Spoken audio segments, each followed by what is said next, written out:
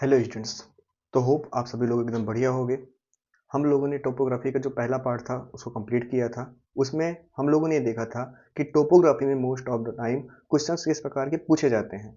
हम लोगों ने इसमें 23, 24 और ईयर 25 के सारे क्वेश्चंस को कवर किए थे कि क्वेश्चंस किस प्रकार के आ रहे हैं, जिससे हमको आइडिया मिल जाए कि हमको पढ़ना किस प्रकार से है। अगर अभी तक आप लोगों ने वाली वीडियो नहीं देखी है तो आप देख लीजिए। इसके जस्ट पहले वाली वीडियो वही वीडियो थी। ये है उसका सेकंड पार्ट। ठीक है, आपको मालूम है कि हम लोग सीरीज चला रहे हैं जिसमें हम लोग पार्ट बाय पार्ट को धीरे धीरे चीजों को समझेंगे, अच्छे से तोड़कर। तो आज हम लोग हैं सेकंड पार्ट पे, और आज हम लोग समझेंगे 4 फिगर ग्रिड रेफरेंस और 6 फिगर ग्रिड रेफरेंस। ठीक है, लेकिन उन सब चीज़ों से पहले कुछ और चीज़ें हैं, जो कुछ और बेसिक चीज़ें जो हमको समझ लेनी है। जैसे कि सबसे पहले है, Earth can not be represented fully on the flat surface. Earth जो अपना एक धरती है, ठीक है, अब क्या इसको आप एक फ्लैट सरफेस पे, क्या आप इसको एक पेपर पे रिप्रेजेंट कर सकते हो? नहीं कर सकते हो, क्योंकि धरती जो है 3D है, इसमें 3 डायमेंशन है। इसकी अपनी एक हाइट है, इसका अपना एक लेंथ है, और इसके साथ साथ इसका अपना एक ब्रेथ है। ये स्फीयर है। स्फीयर यानी जैसे आपकी बॉल, आप क्या एक बॉल को एक पेज पे बना सकते हो? 2D में बना सकते हो, 3D में आप कभी नहीं बना सकते हो। तो धरती को फ्लैट पेपर पे तो बनाना नामुमकिन है। तो इसलिए हम लोग उसका यूज करते हैं, किसका? ग्लोब का। ग्लोब का मैं यहाँ एडिट के समय एक इमेज डाल दूंगा। ग्लोब होता क्या है, आप लोगों ने देखा होगा। ग्लोब एक 3D मॉडल होता है, एक 3 डायमेंशनल मॉडल होता है कि असली में अपनी धरती दिखती कैसे है। ये होता है ग्लोब। ठीक है, उसके आगे बढ़ते हैं। तो कार्टोग्राफी। कार्टोग्राफी होता है art and science of map making, यानी मैप कैसे बनाया जाता है, उसी को हम लोग बोलते हैं, उसी के आर्ट को हम लोग बोलते हैं कार्टोग्राफी, और जो बनाता है उसको हम लोग बोलते हैं कार्टोग्राफर। ये सब बेसिक चीजें हैं। ठीक है, और मैप क्या होता है? अब मेन चीज है कि मैप होता क्या है। मैप होता है रिप्रेजेंटेशन ऑफ अर्थ या अर्थ के किसी हिस्से का on a flat surface. Flat surface का मतलब समतल जगह पे। जैसे आपका पेज है, पेज क्या है? फ्लैट सरफेस है। उस पे अगर आप किसी भी अर्थ के किसी भी स्थान का आप जो है मैप बना दो, नक्शा बना दो, वही है मैप। आगे बढ़ते हैं। अब मैप में कुछ एलिमेंट्स होते हैं। सारे मैप्स में कुछ एलिमेंट्स होते हैं, कुछ पार्ट होते हैं जो उस मैप को मैप बनाता है, और उसके साथ साथ जो उस मैप को रीड करता है वो आसानी से मैप को समझ सकता है। उसमें पहला है टाइटल। टाइटल मतलब सब्जेक्ट ऑफ द मैप, यानी वो जो मैप है वो क्या बता रहा है, वो मैप किस चीज के बारे में है, ये कौन बताएगा? उस मैप का टाइटल बताएगा। मैं आपको दिखाता हूँ एग्जाम्पल के लिए।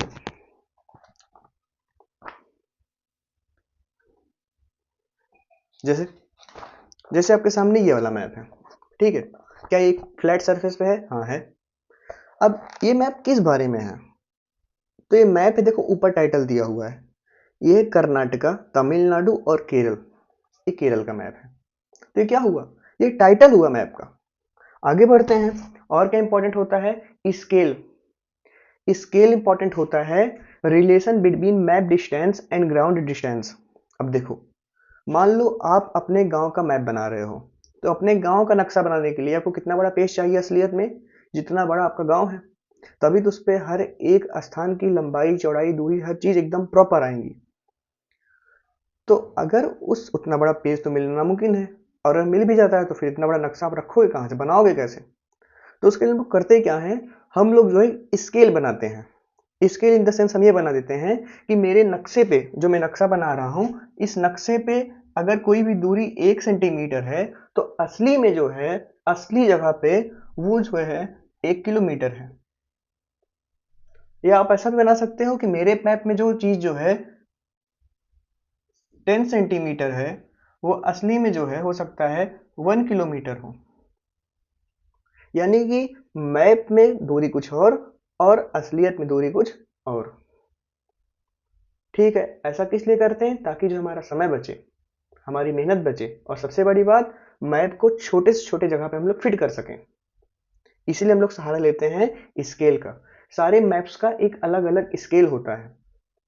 उसमें स्केल दिया होता है कि ये जो नक्शा है पार्टिकुलर जो आप देख रहे हो, इसका स्केल क्या है, ये उसमें दिया होता है। ठीक है, आगे बढ़ते हैं। इसके बाद आता है डायरेक्शन। इसके बाद आता है डायरेक्शन। अब देखो नक्शा आप देख रहे हो, आपको पता ही नहीं कि कौन सी दिशा किस तरफ है, तो आप नक्शा देखोगे कैसे?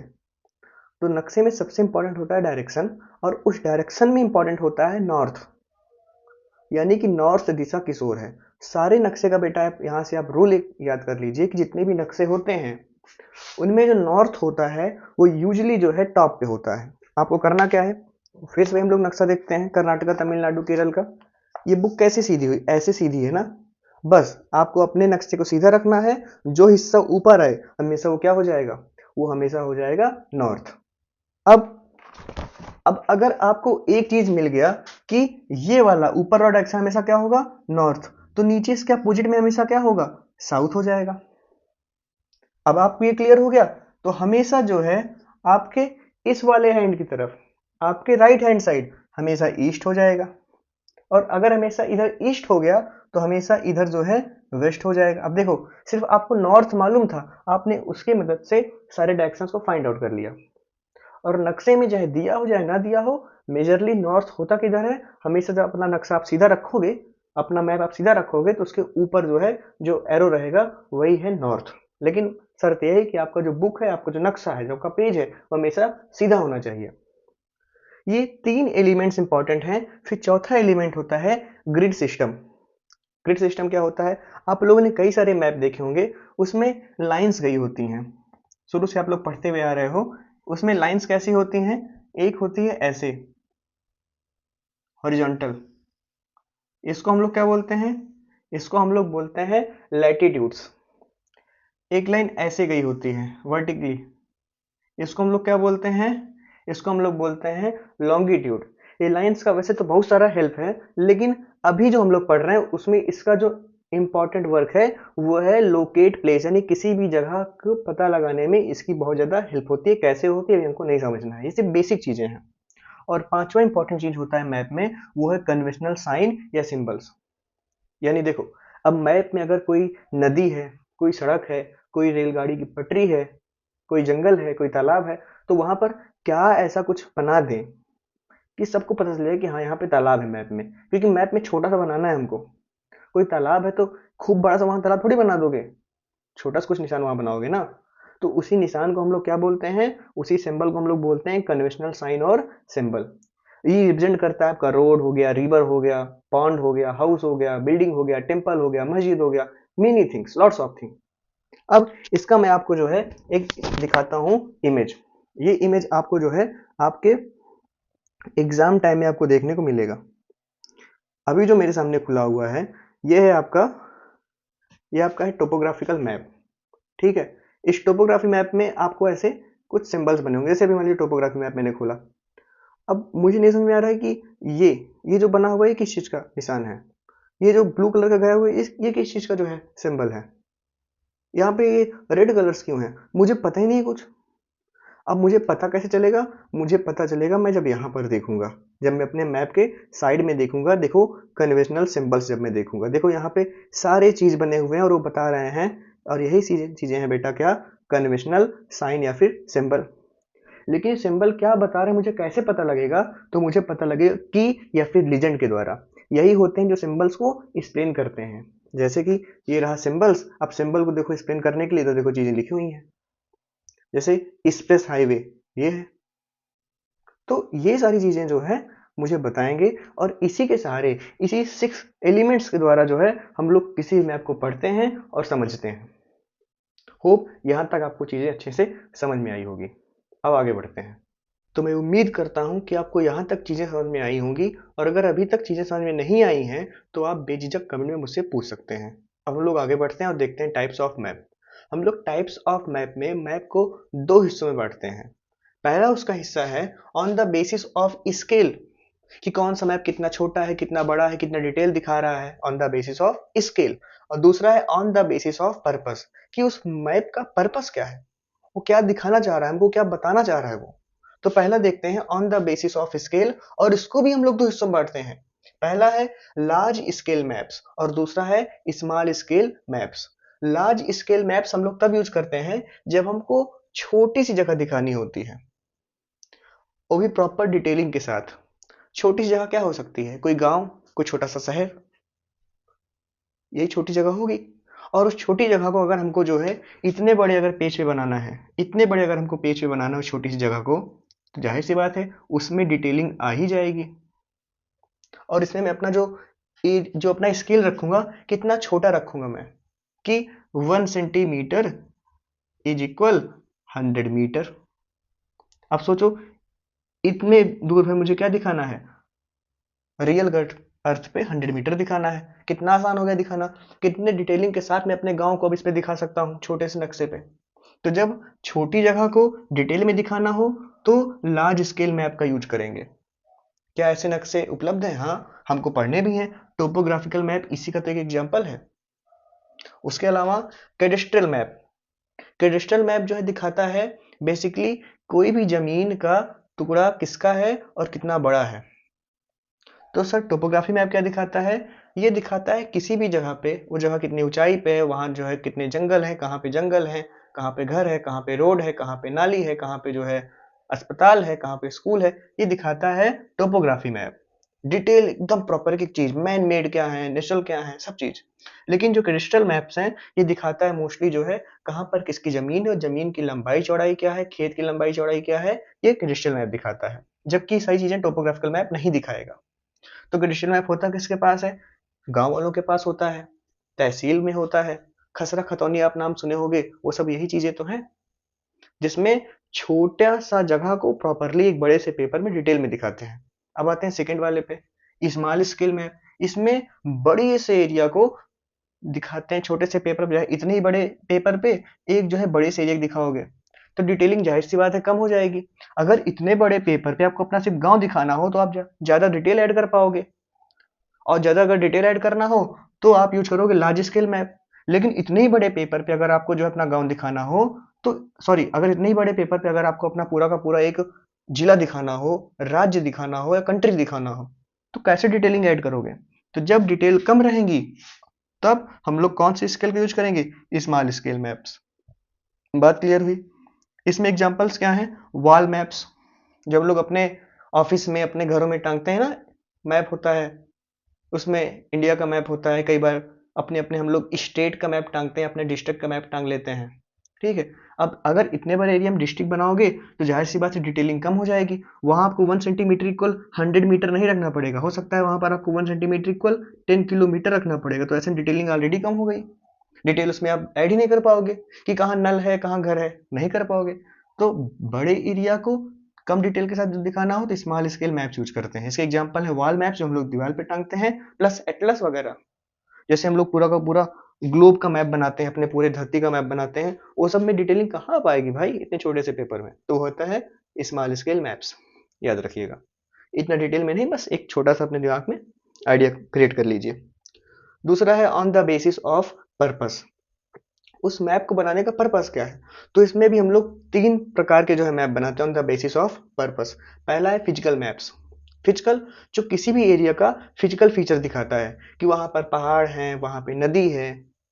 दूसरा है पॉलिटिकल मैप्स। ऐसे मैप जो कंट्री के बाउंड्री को दिखाएगा, जो स्टेट के बाउंड्री को दिखाएगा, जो डिस्ट्रिक्ट के बाउंड्रीज को दिखाएगा, यानी बेसिकली वो सारी चीजों को दिखाएगा जो हम लोगों ने बनाया है। इंडिया का बाउंड्री किसने बनाया? हमने बनाया है। यूपी का बाउंड्री हमने बनाया है। डिस्ट्रिक्ट का बाउंड्री हमने बनाया है। तो जब बाउंड्रीज को दिखाने की बारी आएगी तो on the basis of purpose में हम लोग उसको ऐड करेंगे।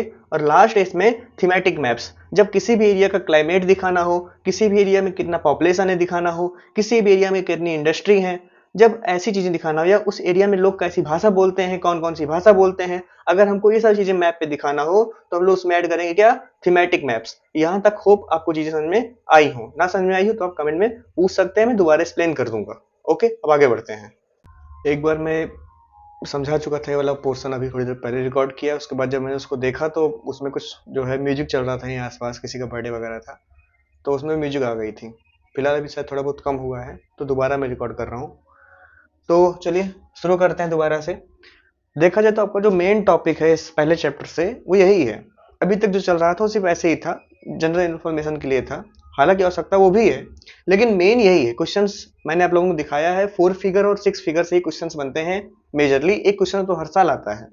तो इसको समझते हैं कि 4 फिगर क्या होता है और 6 फिगर क्या होता है। बेसिकली 4 फिगर में क्या होता है कि जो आंसर होता है वो 4 डिजिट्स में होता है, 1 2 3 4। कितने डिजिट हैं? 4, तो 4 फिगर है। 6 में क्या होता है भाई? 6 हो जाता है, 1 2 3 4 5 6। ठीक है, अब समझते हैं नॉर्थिंग और ईस्टिंग्स को, नॉर्थिंग और ईस्टिंग्स को, जो आपकी वर्टिकल लाइंस होती हैं। लेकिन इन सभी चीजों से भी पहले चलो मान लो आपके सामने एक मैप है, ठीक है, मैं इसे पूछता हूं, ये छोटा मैप है, इसमें लॉन्गिट्यूड और लैटिट्यूड नहीं है, ठीक है, मैं इसे पूछता हूं कि कोई भी आदमी यहां पर खड़ा हुआ है, तुम कैसे बताओगे किसी को कि वो आदमी इस पूरे पर्टिकुलर मैप पे किस जगह पे खड़ा हुआ है? कैसे बताओगे? कोई तरीका ही नहीं है बताने का। तो इसीलिए हम लोगों ने फिर तरीका ढूंढा, कौन सा? 4 फिगर और 6 फिगर का।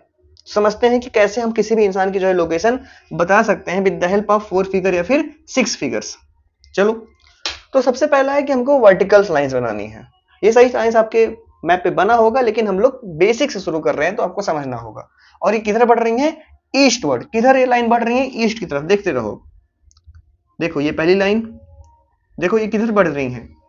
इधर कौन सा, इस तरफ जो है कौन सा साइड है? ये ईस्ट है। ये लाइंस जो है ईस्ट की ओर बढ़ रही हैं, ये लाइंस ईस्ट की तरफ जा रही हैं। तो क्या हो गया ये आपका? ये हो गया आपका ईस्टवर्ड। अब चलो मैं इसको नंबर दे देता हूं, चलो मैं इसको कोई भी इमेजनरी नंबर देता हूं इन लाइंस को। ये लाइन नंबर 11 12 13 14 और लाइन नंबर 15। याद रखना, ये लाइन भले सीधी है, किसी तो लाइन ऊपर जा रही है नॉर्थ की ओर, फिर भी नंबर देखना है नंबर किधर को जा रहा है। हमारा नंबर जो है जा रहा है ईस्ट की ओर, नंबर बढ़ रहा है, इसलिए लाइंस होंगी ईस्टिंग। नाम से क्लियर है, ईस्ट से बन गया ईस्टिंग। अब देखते हैं हॉरिजॉन्टल लाइंस, जो लेटी हुई लाइंस होती हैं उनको देखना है। वो नॉर्थवर्ड, ऊपर यानी ऊपर की ओर बढ़ती हैं। नॉर्थ किधर हुआ? नॉर्थ ऊपर की ओर हुआ, तो ये लाइंस किधर को बढ़ेंगी? नॉर्थ की ओर बढ़ेंगी। चलो इसको नॉर्थ के ऊपर ले चलते हैं। हो गया, देखो लाइंस किधर बढ़ रही हैं, किधर ये लाइंस जो है जा रही हैं, ये लाइंस जा रही है ऊपर की ओर। सॉरी, इसको थोड़ा सा जो है कि स्क्वायर होता है ये, तो हम लोग इसको स्क्वायर बनाते हैं, ठीक है। इसको हम लोग लेके चलते हैं जो है स्क्वायर की ओर, ऑलमोस्ट स्क्वायर ही बन रहा है। चलो, ये लाइंस किधर को गई हैं? ऊपर की ओर गई हैं ना, इसको भी नंबर दे देते हैं, 21 22 23 24 और सो ऑन। ठीक है, नंबर किधर को इंक्रीज हो रहा है बच्चों? नंबर इंक्रीज हो रहा है ऊपर की ओर।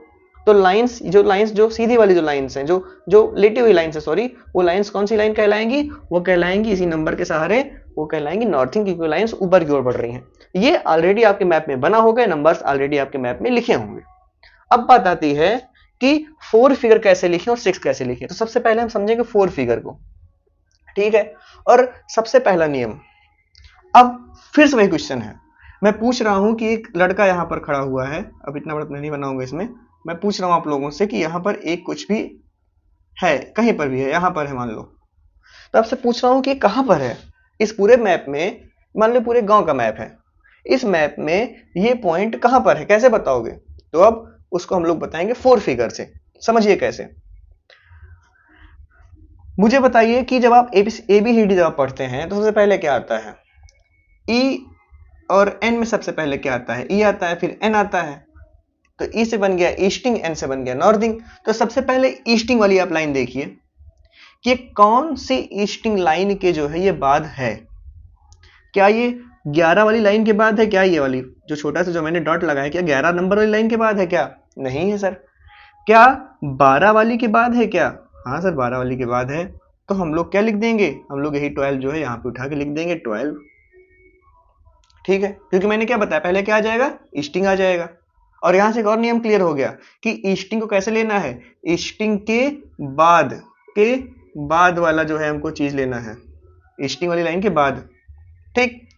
अब क्या लिखना नियम के हिसाब से? नॉर्थिंग। तो देखो, क्या इस वाली 21 नंबर नॉर्थिंग की लाइन के ऊपर है? क्या चीज नहीं है।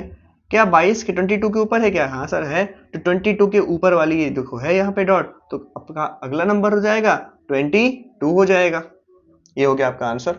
और एक चीज और क्लियर हो गया कि ईस्टिंग के बाद और नॉर्थिंग के ऊपर, ईस्टिंग वाली लाइन के बाद लेना है और नॉर्थिंग वाले के ऊपर लेना है हमेशा। चलो एक और सॉल्व करते हैं, एक और सॉल्व करते हैं। कोई भी मान लो यहां पर है, इस वाले ब्लॉक में है, ये स्क्वायर ब्लॉक होते हैं। अब मुझे बताओ इसको कैसे आप लिखोगे? तो सबसे पहले नियम क्या है? ईस्टिंग के बाद ईस्टिंग के बाद। तो ईस्टिंग कौन सा है? क्या 11 के बाद है? नहीं। क्या 12 के बाद है? नहीं। क्या 13 के बाद है? क्या 13 ईस्टिंग के बाद है? जी सर है। तो 13 लिख दिया आप अपना आंसर। फिर नॉर्दिंग के ऊपर, नॉर्दिंग क्या 21 वाला है? नहीं। 22 नहीं। 23 लाइन है ना, ये 23 नंबर, यही तो है नॉर्दिंग, जो नंबर ऊपर जा रहा है। तो ये 23 आप लिख दिए। कितना आसान है। ऐसे एक और देख लेते हैं। चलो मुझे बताओ जो है, खुद से भी बेटा प्रैक्टिस करो। ये इसका बताओ। तो नियम क्या कहता है? ईस्टिंग के बाद, ईस्टिंग देखो पहला ही मिल गया हमको, ईस्टिंग यही तो हुआ 11 12 13 14 लाइन, तो इस लाइन के पहले ही मुझे मिल गया। तो इस लाइन कौन सा नंबर है? 11। तो आंसर आ गया आपका 11। फिर देखना है मुझको नॉर्दिंग के ऊपर, तो किस लाइन के ऊपर है ये? इस वाली लाइन के ऊपर है ये। लाइन का नंबर क्या है? 22 मैंने लिख दिया। कितना आसान है फोर फिगर निकालना, है कि नहीं? चलो अब तो आपको फोर फिगर समझ में आ गया, लेकिन अब हमको समझना है जो है, अब हमको समझना है सिक्स फिगर। अब हमको समझना है सिक्स फिगर। अब सिक्स फिगर समझना है। सिक्स फिगर समझने के लिए हमको करना क्या पड़ेगा? हमको जो है अपने पूरे के पूरे स्क्वायर ब्लॉक को 10 इक्वल पार्ट्स में डिवाइड कर देना पड़ेगा। चलो मान लेते हैं हम इस वाले को एग्जांपल लेते हैं, और मुझसे पूछा जा रहा है कि ये जो एक चीज है यहाँ पर, जो एक चीज कुछ यहाँ पे रखा हुआ है, उसका जो है सिक्स फिगर बताओ आंसर। तो चलो पहले मैं अपने ब्लॉक को स्केल से 6 इक्वल पार्ट्स में डिवाइड कर लूंगा। कैसे डिवाइड करना है कभी मैं पेज पे आपको आसानी से बता दूंगा, आप जो है समझ जाओगे। चलो मैंने स्केल रखा, और ये पूरा का पूरा जो है करीब करीब 2 सेंटीमीटर होता है आपके मैप पे। तो इसको मैं 2 सेंटीमीटर का मतलब, 2 सेंटीमीटर का मतलब हुआ ये टोटल हो गया 20 मिलीमीटर। इसका मतलब अगर मैं हर 2 मिलीमीटर पे जो है एक कट लगाऊं, अगर मैं 2 मिलीमीटर पे एक कट लगाऊं, तो इसका मतलब 20 मिलीमीटर में टोटल 10 कट्स लग जाएंगे। नहीं समझ में आया तो चुपचाप स्केल उठाना है और 2-2 सेंटीमीटर पे कट लगा देना है। स्केल में अगर अभी भी आपको नहीं पता कि 2 मिलीमीटर का है, 20 सेंटीमीटर क्या है, 1 सेंटीमीटर क्या है, तो फिर अब स्केल आप सीख लीजिए। चलो पहला कट, दूसरा, तीसरा, चौथा, पांचवा, छठवां, सातवां, आठवां, नौवां, 10वां, 10 कट मैंने लगा दिए। अब ऐसे ही मैं इस लाइन पे भी लगाऊंगा। 1 2 3 4 5 6 7 8 9 10 कट्स मैंने लगा दिए हैं। ठीक है। अब मुझसे क्या पूछा जा रहा है कि इस एक पॉइंट का मुझे 6 फिगर ग्रिड रेफरेंस बताओ। तो पहले मैं सिंपली नियम से ही चलूंगा। पहले मुझे क्या पता लगाना है नियम के हिसाब से? पहले मुझे पता लगाना है अपना ईस्ट, और मुझे पता है कि ईस्टिंग के बाद, ईस्टिंग वाली लाइन कौन सी है इसमें? लाइन नंबर 12, यही तो है ईस्टिंग वाली लाइन। तो किस लाइन के बाद है ये? 12। तो मैं 12 लिख दिया। ठीक है। फिर मैं यहाँ पे एक स्पेस छोड़ दिया, अभी स्पेस मत बनाना, बस ऐसे छोड़ देना। फिर मुझे पता लगाना है नॉर्दिंग। नॉर्दिंग कहाँ पे है? नॉर्दिंग इस वाली लाइन के जो है ये ऊपर है, इस वाली लाइन के ये ऊपर है। 22 मैंने लिख दिया, और यहाँ पर भी एक स्पेस छोड़ दिया। मैं 6 फिगर देख रहा हूँ ना, टोटल मुझे कितने डिजिट मिलने चाहिए? 6 डिजिट मिलने चाहिए। तो अब मैं काउंट करूंगा ऐसे, 1 2 3 4 5, देखो सॉरी 4 पे ही देखो, 4 के सीधे में आ गया, तो 1 2 3 4 4, तो मैं यहाँ पे लिख दूंगा 4। फिर मैं देखूं किसके सीधे में इधर है ये, 1 2 3 4 4, आ गया आपका आंसर 4। चलो नहीं क्लियर हुआ, एक और समझ लेते हैं, एक और एग्जांपल समझते हैं, एक और एग्जांपल समझ लेते हैं। चलिए मुझे मान लीजिए यहाँ पर कोई एक ऑब्जेक्ट है, यहाँ पर कोई एक ऑब्जेक्ट है, थोड़ा इधर कर लेते हैं, यहाँ पर कोई एक ऑब्जेक्ट है, मुझे उसका 6 फिगर निकालना है। तो पहला नियम क्या है कि दोनों ब्लॉक्स में जो है आप 10 मार्क कर लीजिए, 10 हिस्सों में डिवाइड कर लीजिए। स्केल से करना है, नहीं समझ में आएगा मुझसे पूछ लो, कौन मैं 1-2 मिनट का वीडियो बना दूंगा, आराम से समझ में आ जाएगा कैसे स्केल से इसको मेजर करना है। तो स्केल लीजिए, 1 2 3, 2-2 सेंटीमीटर पे कट लगाते हुए चला जाना है। 1 2 3 4 5 6 7 8 9 10। अब एक बार जब आप इसमें एकदम आपका हाथ साफ हो जाएगा, फिर कट लगाने की आवश्यकता भी नहीं, आप सीधा स्केल पे रख के नाप लोगे। अपना तरीका होता है, 1 2 3 4 5 6 7 8 9 10। ओके, अब आते हैं क्वेश्चन पे। तो मुझे बताना है इसका 6 फिगर के डिफरेंस। तो पहले नेम के हिसाब से कहाँ पे जाएंगे हम लोग? ईस्टिंग पे जाएंगे। तो ईस्टिंग वाली कौन सी लाइन है? ईस्टिंग वाली ये वाली लाइन है। इसी लाइन के तो बाद ये छोटा सा डॉट है, इसका नंबर क्या है? 11, तो मैंने 11 लिख दिया। फिर मैं देखूंगा इस वाली लाइन पे ईस्ट की तरफ कि किस वाले पॉइंट पे आ रहा है। ये आ रहा है ऑलमोस्ट जो है 3 और 4 के बीच में, तो चाहे मैं 3 लिखूं चाहे 4 लिखूं, दोनों सही हो जाएगा। ठीक है, चलो मैं 3 लिख लेता हूं। फिर अब मैं देखता हूं कि नॉर्दिंग कहाँ पे है। फिर मुझे दूसरा क्या देखना है? नॉर्दिंग तो किस लाइन के ऊपर है? ये 23, मैं 23 यहाँ पे लिख लूंगा। फिर मुझे ये देखना है कि इस लाइन पे ये किसके सामने, 1 2 3 4 5 6 7 8 9, 9 के सामने है ये, तो मैं यहाँ पे क्या लिख लूंगा, 9 लिख लूंगा। हो गया मेरा काम, आ गया मेरा आंसर। यहाँ तक बात क्लियर है? यहाँ तक अगर आपको बात क्लियर हो गई है तो बस यही है 4 फिगर और 6 फिगर। अच्छा 4 फिगर का यूज क्या है कि हमको जो है एरिया दिखाता है नियरेस्ट 1 स्क्वायर किलोमीटर के पास में, जबकि जो 6 फिगर हमको दिखाता है एरिया किसी भी जगह का 100 मीटर के आसपास। इसका मतलब यह हुआ कि अगर मुझे आसमान में उठा दिया जाए 1 किलोमीटर ऊपर, तो वहां से जो मुझे व्यू दिखेगा, सॉरी ये वाला एग्जांपल छोड़ो, एग्जांपल वाला छोड़ो, सिंपल सा टोपोग्राफी में जो है आप इतना याद रखिए कि एक लाइन इधर की और एक लाइन इधर की, ये 1 किलोमीटर का होता है और ये भी 1 किलोमीटर का होता है। दैट मीन्स ये स्क्वायर होता है। इसका एरिया कितना बन जाता है, 1 स्क्वायर किलोमीटर।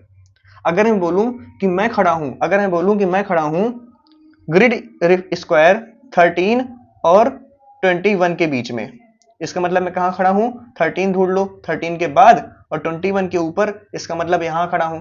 लेकिन मैं कहां खड़ा हूं 13 21 में, यहां भी खड़ा हो सकता हूं, यहां भी खड़ा हो सकता हूं, कहीं पर भी मैं रहूं, लेकिन मैं क्या कहलाऊंगा, 13 21। अब किसी आदमी को मुझे ढूंढना है इसमें, तो उसको जो है इस पूरे 1 किलोमीटर लंबाई और 1 किलोमीटर चौड़ाई वाली जगह पे मुझे कितना ढूंढना पड़ेगा। तो मुझे उसको और एक्यूरेट बताने के लिए मैं 6 फिगर का यूज करता हूं। मैं करता क्या हूं बेसिकली कि अपने जो 1 किलोमीटर है, दैट मीन्स कि जो हमारा इसी का मतलब हो जो 1000 मीटर है, इसी को मैं 10 इक्वल पार्ट्स में डिवाइड कर देता हूं और 100 मीटर मेरे पास आ जाता है जो है लंबाई चौड़ाई। अब 100 मीटर का मतलब या तो मैं इतने के अंदर होऊंगा या इतने के अंदर, या तो इतने, ऐसे ही जो है 10 ब्लॉक बन जाते हैं। यानी आसान हो गया मुझे ढूंढना। अब मैं आपको बोलूं कि कोई इस जगह पे जो है 1 किलोमीटर के अंदर में कहीं भी हो सकता है, तो उसको ढूंढना कितना मुश्किल हो गया, वो एक्यूरेट हुआ ही नहीं। लेकिन मैं बोल दूं कि वो 100 मीटर, 100 मीटर आप जानते हो कितना होता है, कम होता है। 1 किलोमीटर को आप 10 इक्वल पार्ट्स में डिवाइड कर दीजिए, वही 100 मीटर होता है। तो किसी को 100 मीटर में ढूंढना ज्यादा आसान होता है। ये सब एक्सप्लेनेशन वो नहीं पूछता है, बस आप इतना समझ लीजिए कि जब नियरेस्ट की बात आए, सबसे एक्यूरेट की बात आए, तो 100 मीटर वाला 6 फिगर ग्रिड डिफरेंस काम करेगा, और जब दूर की बात आए तो 1 किलोमीटर स्क्वायर ये है आपका जो है। समझ में आई बात? एक्यूरेंसी ज्यादा किस में होती है, एक्यूरेंसी ज्यादा 6 फिगर में होती है, आप हमेशा याद रखिएगा। फिर भी अगर आपको कोई चीजें समझ में नहीं आ रही हैं तो आप लोग जो है बेझिझक करने पूछिए, और इस पे हम लोग कुछ क्वेश्चंस, अब इसके बाद का जो वीडियो होगा हम लोग इसके कुछ क्वेश्चंस को जो है प्रैक्टिस करेंगे। ठीक है, साथ में प्रैक्टिस करेंगे और देखेंगे कितना समझ में आया है। बाकी मैंने बोला है ऑलरेडी, कोई भी दिक्कत हो आप कमेंट में बेझिझक हमसे पूछ सकते हैं। ओके।